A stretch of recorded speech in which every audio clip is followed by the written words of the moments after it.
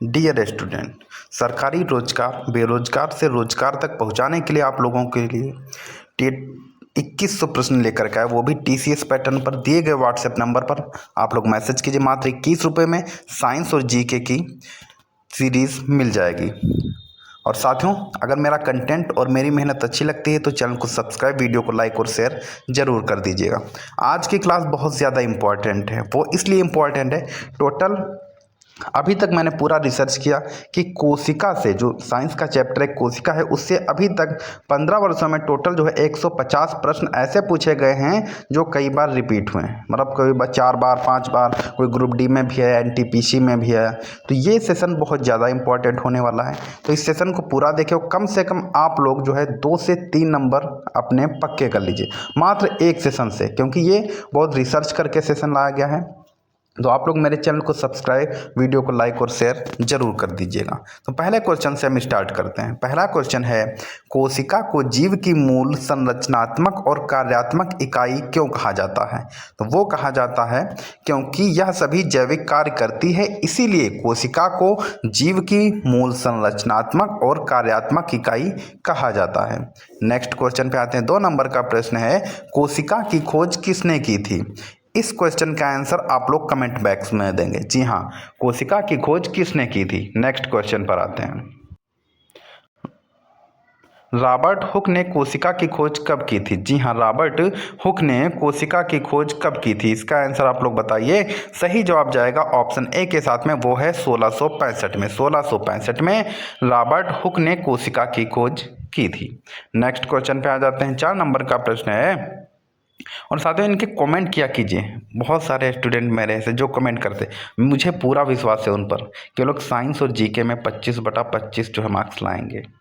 आप लोग भी मेहनत कीजिए। रॉबर्ट हुक ने कोशिका की खोज किस पदार्थ में की थी? प्याज की त्वचा, कार्क छाल, रक्त या फिर पर्णहरित? तो रॉबर्ट हुक ने कोशिका की खोज कार्क छाल में की थी। नेक्स्ट क्वेश्चन है, 5 नंबर का प्रश्न है, आज कोशिका से 2 से 3 नंबर आपके कंप्लीट है मात्र एक सीरीज में। कोशिका का नाम सेल किसने रखा था? तो कोशिका का नाम सेल जो है वो रॉबर्ट हुक ने रखा था। नेक्स्ट क्वेश्चन है, 6 नंबर का प्रश्न है, निम्नलिखित में से कौन सी संरचना सभी कोशिकाओं में पाई जाती है? वह कौन सी संरचना है जो सभी कोशिकाओं में पाई जाती है? तो वो क्या है? कोशिका भित्ति है, कोशिका झिल्ली है, क्लोरोप्लास्ट है या फिर सेंट्रिओल है? कमेंट बॉक्स में आंसर दिया कीजिए। तो इसका सही जवाब जाएगा कोशिका झिल्ली। कोशिका झिल्ली एक ऐसी संरचना है जो सभी कोशिकाओं में पाई जाती है। नेक्स्ट क्वेश्चन है, कोशिका सिद्धांत किसने प्रस्तुत किया था? जी हाँ, कोशिका सिद्धांत किसने प्रस्तुत किया था? तो इसका सही जवाब जाएगा ऑप्शन बी के साथ में, वो है स्लाइडेन एवं श्वान। कौन थे? स्लाइडेन एवं श्वान। नेक्स्ट क्वेश्चन पे आते हैं। 8 नंबर का प्रश्न है, कोशिका सिद्धांत के अनुसार निम्नलिखित में से कौन सा कथन सत्य है? जी हाँ, निम्नलिखित में से कौन सा कथन सत्य है? तो इसका सही जवाब जाएगा ऑप्शन ए के साथ में, सभी जीव कोशिकाओं से बने होते हैं, यह कथन सत्य है। बाकी ये सभी कथन गलत है। नेक्स्ट क्वेश्चन 9 नंबर का प्रश्न है, कोशिका सिद्धांत का तीसरा बिंदु क्या है? कोशिका सिद्धांत का तीसरा बिंदु क्या है? तो इसका सही जवाब जाएगा ऑप्शन बी के साथ में, वो है नई कोशिकाएं पहले से मौजूद कोशिकाओं से बनती हैं। नेक्स्ट क्वेश्चन 10 नंबर का प्रश्न है, लेकिन मोस्ट रिपीटेड क्वेश्चन है ये, चाहे टेक्नीशियन हो, एनटीपीसी हो या फिर ग्रुप डी हो। ये मैंने नोटिस किया कि यह क्वेश्चन कई बार पूछा जा चुका है। कोशिका का आकार सामान्यतः कितना होता है? तो वो होता है 1 से 100 माइक्रोमीटर के बराबर। 1 से 100 माइक्रोमीटर के बराबर कोशिका का सामान्य होता है, मतलब कोशिका का आकार होता है। नेक्स्ट क्वेश्चन पे आते हैं। 11 नंबर का प्रश्न है, निम्नलिखित में से कौन सी कोशिका सबसे बड़ी होती है? बैक्टीरिया कोशिका, शुतुरमुर्ग का अंडा, मानव रक्त कोशिका या फिर प्याज की कोशिका? तो सबसे बड़ी जो कोशिका होती है वो है शुतुरमुर्ग का अंडा। ऑप्शन बी बिल्कुल सही है। नेक्स्ट क्वेश्चन है, 12 नंबर का प्रश्न है, कोशिका का आकार और आकृति किसके द्वारा निर्धारित होती है? तो इसका सही जवाब है, इसका जो है आकार। जी हाँ, इसके आकार के द्वारा जो है इसका आकृति जो है यह निर्धारित होती है। नेक्स्ट क्वेश्चन है साथियों, इसी बार में इसी वैकेंसी में माँ बाप के चेहरे पे खुशी लानी है। बस आप लोग रिवीजन करते रहिए और मेरा चैनल सब्सक्राइब कर दीजिए। इससे क्या होगा साथियों, हर वो वीडियो जो आपके लिए इम्पोर्टेंट होने वाला है, जैसे इस वीडियो को मुझे बनाने में, मैंने खुद PDF तैयार की है, इसको बनाने में ना साथियों मुझे जो है 7 दिन लग गए। क्यों? क्योंकि सभी क्वेश्चन छांट के लाने थे जो आपके एग्ज़ाम में, आने वाले एग्ज़ाम में सबसे ज़्यादा फंसने की संभावना हो।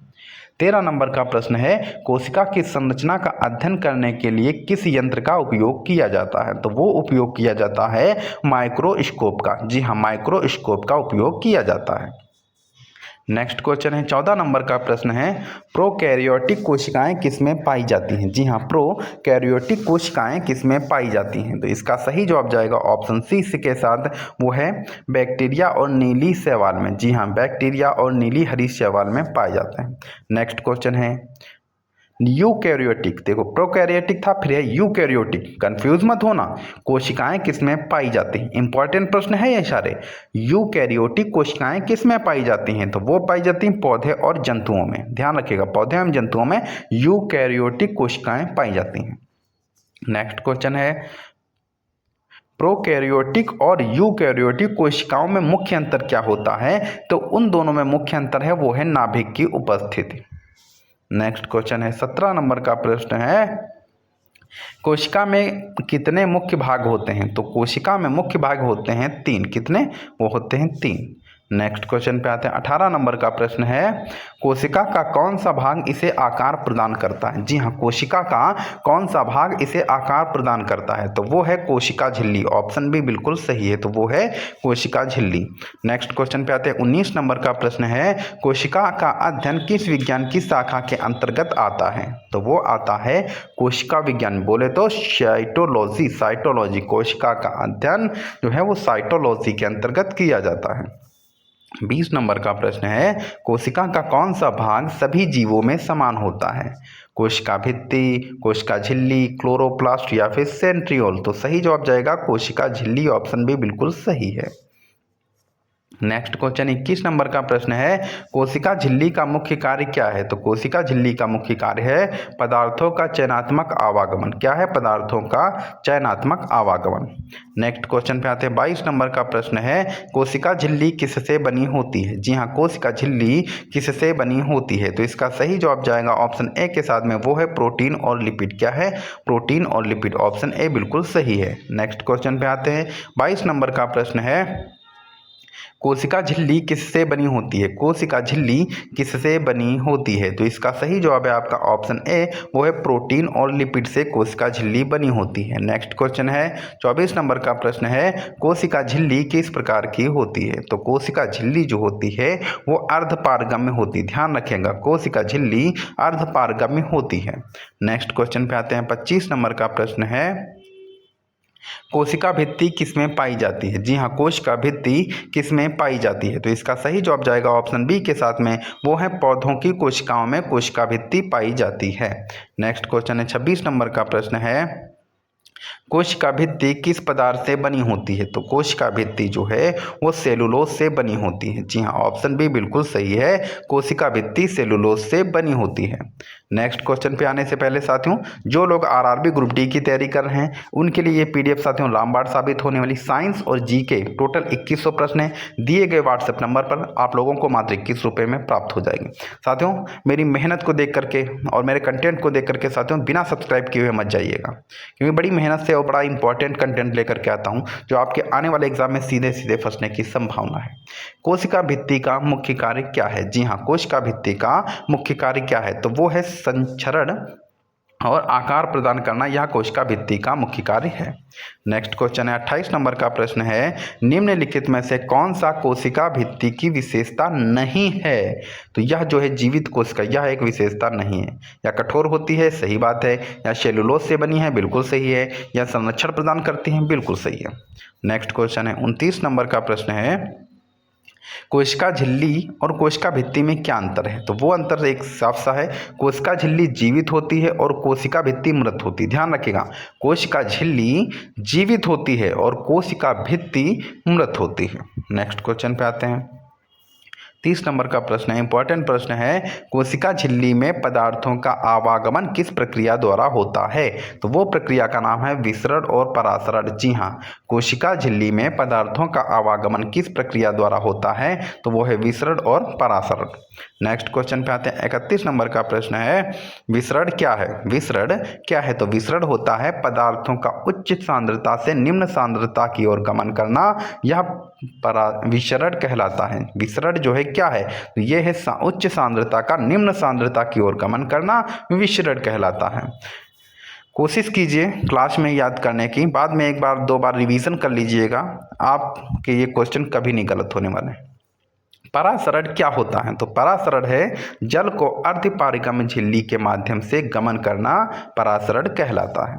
नेक्स्ट क्वेश्चन है 33 नंबर का प्रश्न है, कोशिका भित्ति की उपस्थिति किसे कठोरता प्रदान करती है? तो वो करती है पौधों की कोशिकाओं के। कोशिका भित्ति की उपस्थिति किसे कठोरता प्रदान करती है? तो वो है पौधों की कोशिकाएं।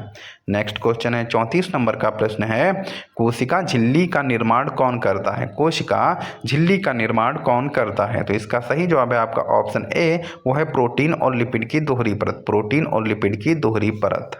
नेक्स्ट क्वेश्चन है 35 नंबर का प्रश्न है, कोशिका भित्ति किस प्रकार की होती है? कोशिका भित्ति किस प्रकार की होती है? तो इसका सही जवाब है आपका ऑप्शन बी, वो है पूर्ण जी हाँ पारगम्य। जो कोशिका भित्ति जो होती है वो पूर्ण पारगम्य होती है। नेक्स्ट क्वेश्चन 36 नंबर का प्रश्न है, निम्नलिखित में से कौन सा कोशिका झिल्ली का कार्य नहीं है? तो इसका सही जवाब है आपका ऑप्शन सी, वो है ऊर्जा उत्पादन। ऑप्शन सी बिल्कुल सही है, वो है ऊर्जा उत्पादन। नेक्स्ट क्वेश्चन है 37 नंबर का प्रश्न है, कोशिका भित्ति किसके द्वारा बनाई जाती है? कोशिका भित्ति किसके द्वारा बनाई जाती है? तो इसका सही जवाब है आपका ऑप्शन सी, वो है गाल्जी बॉडी। कौन सा है? तो वो है गाल्जी बॉडी। नेक्स्ट क्वेश्चन पे आते हैं 38 नंबर का प्रश्न है, कोशिका झिल्ली में प्रोटीन का क्या कार्य है? जी हाँ, कोशिका झिल्ली में प्रोटीन का क्या कार्य है? तो इसका सही जवाब है आपका ऑप्शन बी, वो है पदार्थों का परिवहन। क्या है? पदार्थों का परिवहन। नेक्स्ट क्वेश्चन पे आते हैं 39 नंबर का प्रश्न है, परासरण में कौन सा पदार्थ मुख्य रूप से गमन करता है? तो परासरण में कौन सा पदार्थ मुख्य रूप से गमन करता है? तो इसका सही जवाब जाएगा ऑप्शन बी के साथ में, वो है जल। नेक्स्ट क्वेश्चन पे आते हैं 40 नंबर का प्रश्न है और इम्पॉर्टेंट प्रश्न है, कोशिका भित्ति की अनुपस्थिति किसमें होती है? जी हाँ, कोशिका भित्ति की अनुपस्थिति किसमें होती है? तो इसका सही जवाब जाएगा ऑप्शन बी के साथ में, वो है जंतु कोशिकाएं। ऑप्शन बी बिल्कुल सही है।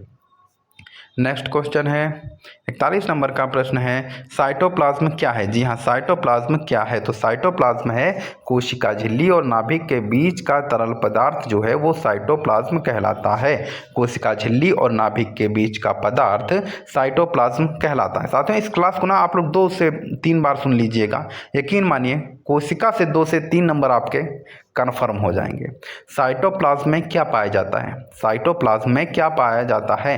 तो वो है कोशिका के सभी अवयव। कोशिका के सभी अवयव साइटोप्लाज्म में पाए जाते हैं। नेक्स्ट क्वेश्चन है 43 नंबर का प्रश्न है, नाभिक का मुख्य कार्य क्या है? तो नाभिक का मुख्य कार्य है अनुवांशिक सामग्री का ग्रहण और नियंत्रण करना। अनुवांशिक सामग्री का ग्रहण करना और नियंत्रण करना नाभिक का मुख्य कार्य होता है।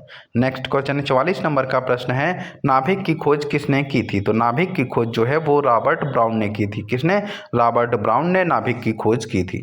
नेक्स्ट क्वेश्चन है 45 नंबर का प्रश्न है, नाभिक में अनुवांशिक सामग्री किस रूप में पाई जाती है? जी हाँ, नाभिक में अनुवांशिक सामग्री किस रूप में पाई जाती है? तो इसका सही जवाब है आपका ऑप्शन ए, वो है डीएनए। कौन सा है? तो वो है डीएनए। नेक्स्ट क्वेश्चन पे आते हैं 46 नंबर का प्रश्न है, नाभिक की बाहरी परत को क्या कहते हैं? नाभिक की बाहरी परत को क्या कहते हैं? तो इसका सही जवाब है आपका ऑप्शन बी, वो है न्यूक्लियर झिल्ली। क्या कहते हैं? तो वो कहते हैं न्यूक्लियर झिल्ली। नेक्स्ट क्वेश्चन पे आते हैं 47 नंबर का प्रश्न है, नाभिक में कौन सा अवयव प्रोटीन संश्लेषण में मदद करता है? नाभिक में कौन सा अवयव प्रोटीन संश्लेषण में मदद करता है? तो इसका सही जवाब है ऑप्शन बी, वो है न्यूक्लियोलस। क्या है? न्यूक्लियोलस जो है ये नाभिक में प्रोटीन संश्लेषण में मदद करता है। नेक्स्ट क्वेश्चन है 48 नंबर का प्रश्न है, साइटोप्लाज्म का मुख्य कार्य क्या होता है? इंपॉर्टेंट प्रश्न है। तो साइटोप्लाज्म का मुख्य कार्य है कोशिका के अवयवों को स्थान देना, यह साइटोप्लाज्म का मुख्य कार्य होता है। नेक्स्ट क्वेश्चन 49 नंबर का प्रश्न है, बस साथियों एक ही रिक्वेस्ट है कि चैनल को सब्सक्राइब भाई वीडियो को लाइक और शेयर करके ही जाइएगा। नाभिक की अनुपस्थिति किस प्रकार की कोशिकाओं में होती है? तो वो होती हैं प्रोयूकेरियोटिक कोशिकाएं। कौन सी? प्रोकैरियोटिक कोशिकाओं में ही नाभिक की अनुपस्थिति होती है। नेक्स्ट क्वेश्चन 50 नंबर का प्रश्न है, नाभिक में डीएनए कहाँ पाया जाता है? जी हाँ, नाभिक में डीएनए कहाँ पाया जाता है? तो इसका सही जवाब है आपका ऑप्शन ए, वो है क्रोमेटिन में। काहे में? क्रोमेटिन में जो है वो नाभिक में डीएनए पाया जाता है। साथियों, आज का सेशन हमारा कैसा लगा आप लोग कमेंट बॉक्स में जरूर बताइए। और आरआरबी ग्रुप डी स्पेशल वालों के लिए टोटल 2100 प्रश्न की श्रृंखला है साथियों, जो आपके दिए गए व्हाट्सएप नंबर पर आप संपर्क कीजिए। मात्र 21 रुपये में ये PDF आप लोगों को प्राप्त करवा दी जाएगी। आप लोग अपना यूं ही प्यार बनाए रखें। जय हिंद, धन्यवाद।